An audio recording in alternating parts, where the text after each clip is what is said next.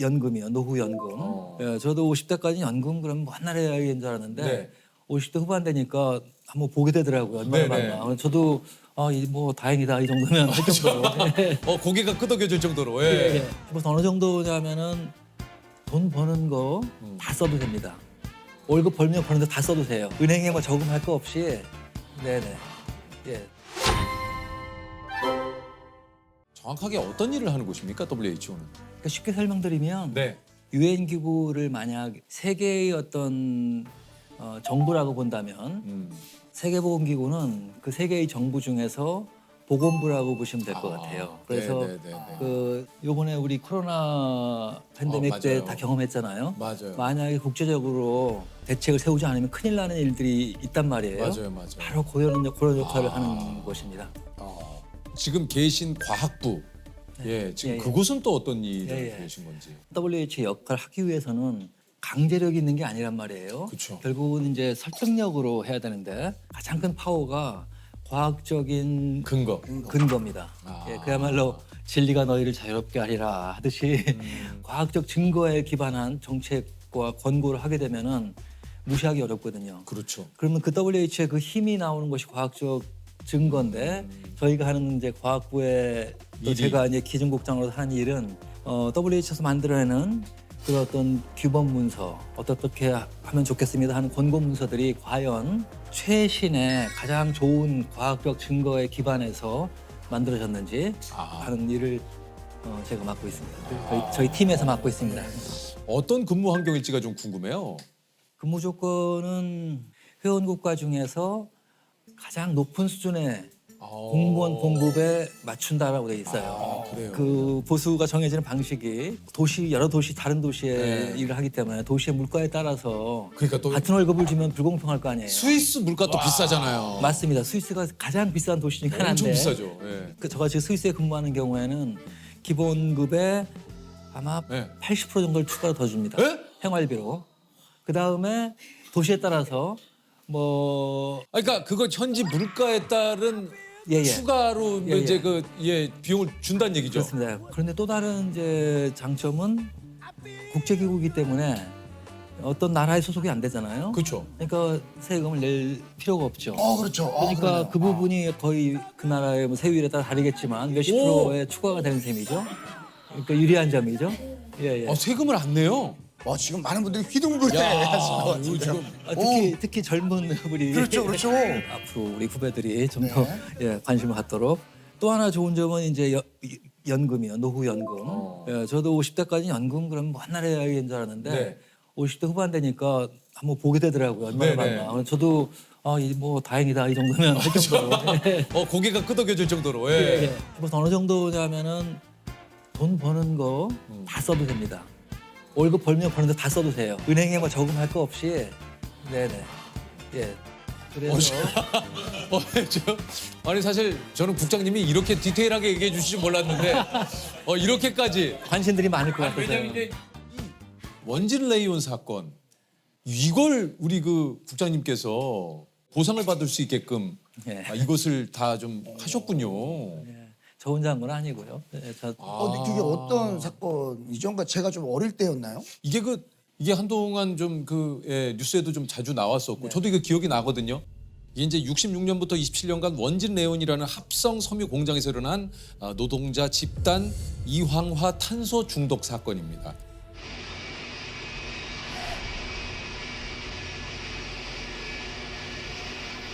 이게 산재 사건이죠. 네네. 예, 원진 레이온 사건. 예.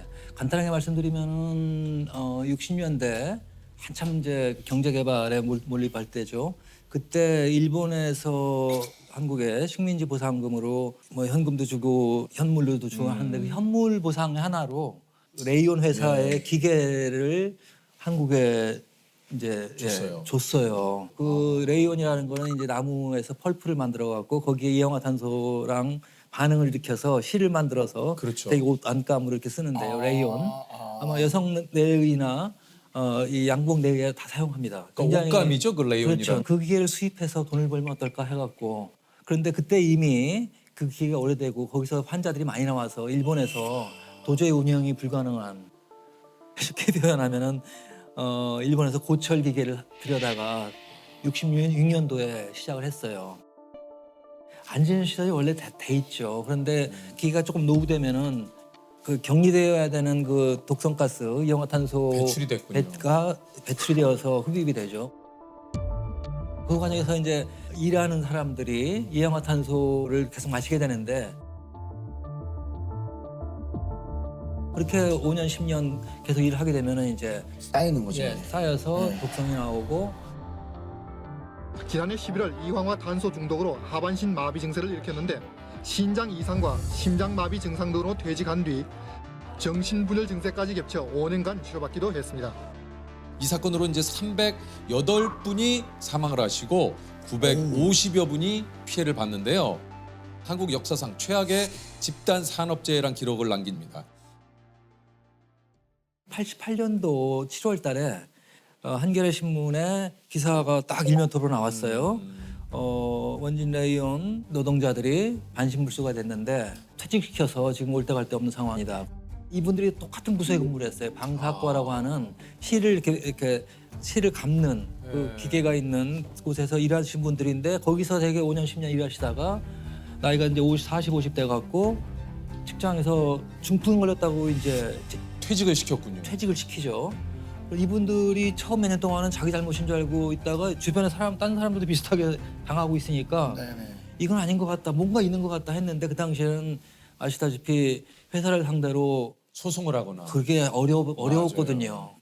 그때 마침 제가 직업병 관련 박사과정 공부를 하고 있었기 때문에 그 환자들이 상담을 했다고 하는 구리노동 상담소에 전화를 해갖고 그 환자들 내가 볼 수가 있냐, 내가 전공하는 의사고 하니까 한번 보고 싶다 했더니 제가 얼른 이제 가서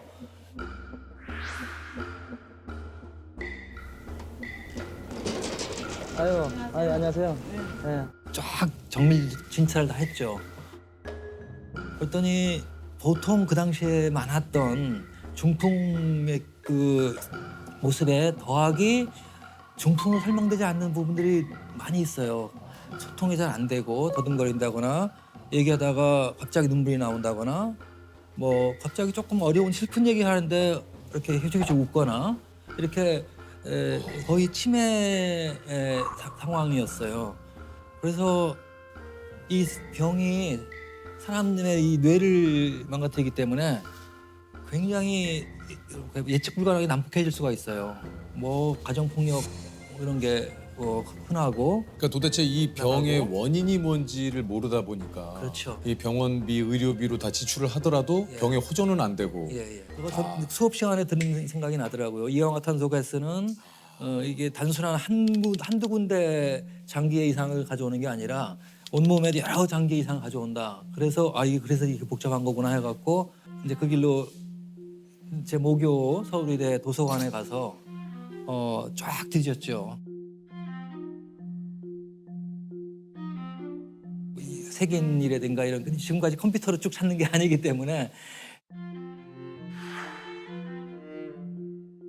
1919년 이때부터의 그 국제 저널 이런 책들을 쫙 뒤져보니까 이氧화탄소 이야기가 나오는데 그때 상당히 놀랐죠.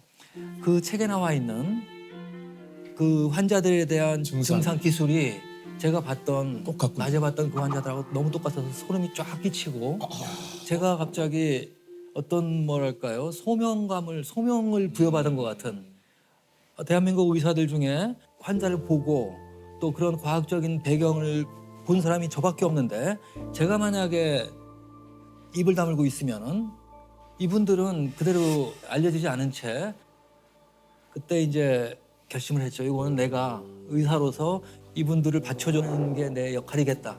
그러면서 이제 그때부터는 그때 하던 병원 거의 다른 후배들한테 맡겨놓고 거의 전업으로 그분들과 함께 일을 하기 시작했죠. 이게 사실은 또 산재 인정이라는 것이 그렇게 내 뜻대로 많은 분들의 뜻대로 이게 인정받기가 쉬운 상황이 아니었잖아요. 그 당시에는 특히요. 예. 정말 가슴 아픈 이야기는 결국 직업병으로 이렇게 고생한 분인데 그분한테 당신 술 먹고 뭐 계집질 하더니 매독 걸린 거 아니냐, 뇌매독 아니냐 이런 얘기까지 들어가면서 그 환자들이 그런 얘기를 해요. 회사에 가서 따졌더니 그 누구 담당하는 사람이 당신 뭐 그렇다고 이렇게 모욕을 받고 하는 경우 그런 식으로 완강하게 책임이 필요한 거절을 하는 네. 상황에서 결국은 그 본인들의 그 피해자들 힘만으로도 안 되고 의사의 조언만으로도 안 되고 하니까 어떻게 해야 되겠어요. 이건 운동이 될 수밖에 없거든요. 본인들이 열심히 일한 죄밖에 없는데 이렇게 완전히 거의 뭐 벼랑 끝에 몰렸다 이런 상황이 되니 그분들이 저희들이 도와주려고 하는 저희들이 놀랄 정도로 힘을 모아주셨군요. 강한 소위 그 투쟁력을 막 보여주더라고요. 그래서 겁날 정도였어요 그 당시.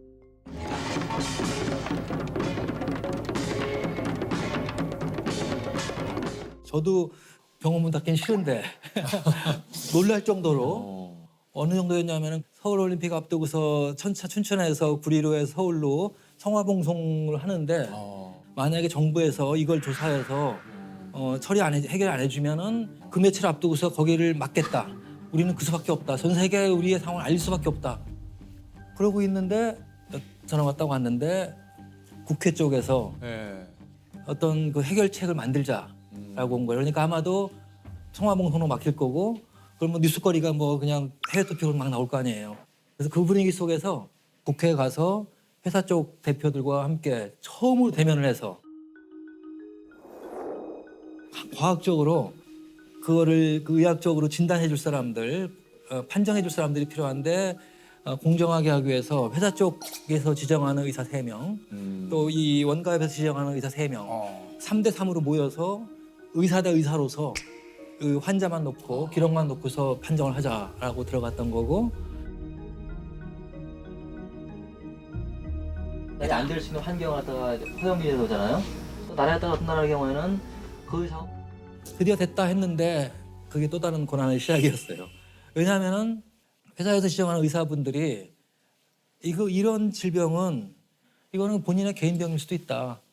일반적인 고혈압이나 뭐 여러 가지 병이 복합됐다고 보면은 다 설명이 되긴 하거든요.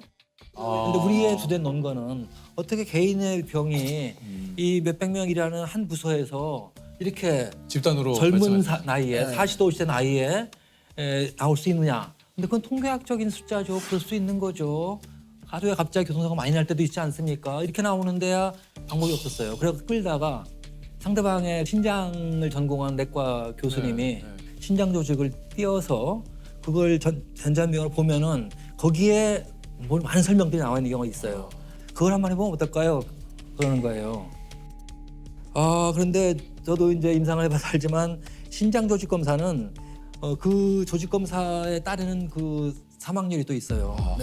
굉장히 높아요. 왜냐하면 신장 주변에 동맥이 지나가기 때문에 잘못 동맥을 건드릴 경우에 즉시 수술실에 올려서 그걸 빨리 수술하지 않으면 출혈도 돌아가시거든요.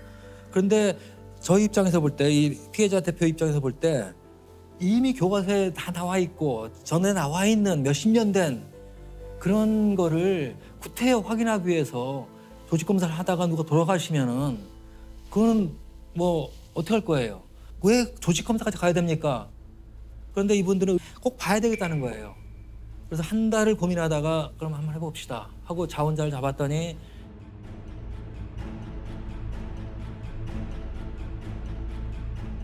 설명 충분히 해줬죠. 이 위험한 건데 지금 그 길이 막혀서 이거밖에 없다고 했더니 몇 분이 나서셨어요. 조직 검사 하겠다고.